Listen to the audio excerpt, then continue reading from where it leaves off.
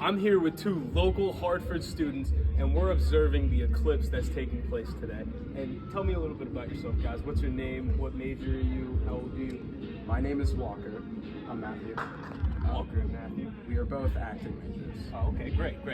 And what do you guys know about the lunar eclipse? Do you guys know anything about it? I know that it's actually a solar eclipse. That's Oh, what a I know. solar eclipse.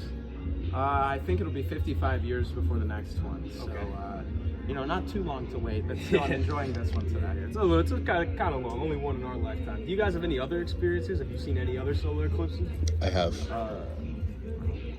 Good for you. I've seen quite a few lunar eclipses, and like super moons, like blood moons and stuff, but I've never seen this before. Last time I saw a solar eclipse, it was in my hometown, and my mom got unhappy with me. It was really bad. Are you just looking at the sun? No, I draw it on her car. Oh, okay.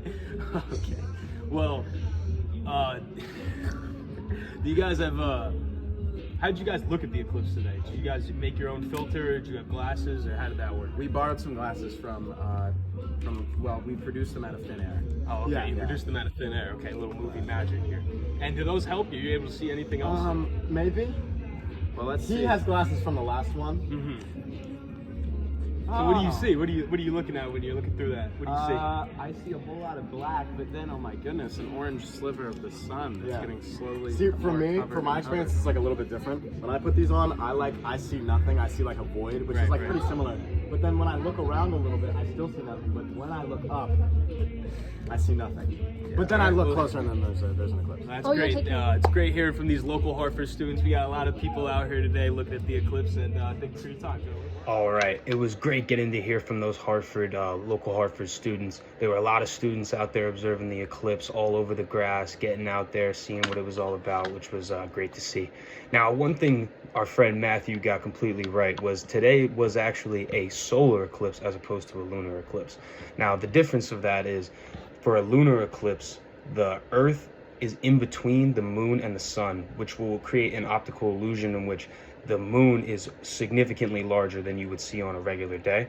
Whereas a solar eclipse is where the moon is in between the Earth and the sun, which in some parts of the world, if you're a little more directed in the right spot, means that the Earth becomes almost entirely dark as it completely blocks out the light of the sun from where you're standing. I believe that for this particular eclipse, further north from where we are in Connecticut, right at the border of Canada was where it was at its darkest, almost completely dark, completely nighttime, and there was no visible light at all, which something those boys had completely right. Now here in Connecticut, it didn't get that dark. I'd say it was about akin to an hour after sunrise. It wasn't too dark, but the brightness did definitely change from being a normal 2 o'clock time on a bright sunny day like it was. Now the other thing the boys had was a pair of these glasses. They're pretty cheap. They were easy to get. I know our local library had them. They were handing them out, as were a couple of my science classes. Now, the thing about these glasses is they're completely filtered. So they actually dim the light and the wavelength coming through of all visible light of any type.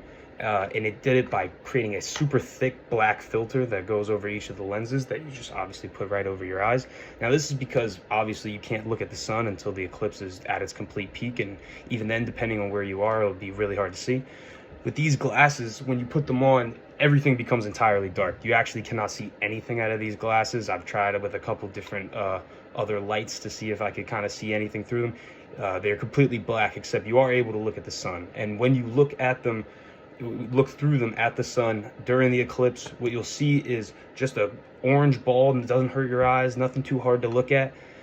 And you'll see the moon slowly coming in. Here at Hartford, it covered it, I'd say about 80 to 90% of the way. Again, it didn't get too dark, but it was definitely interesting to see and a great event to be a part of. And definitely hope it comes around soon and I'm in a little bit better place to get a different angle of it. But definitely an interesting thing that happened today at Hartford.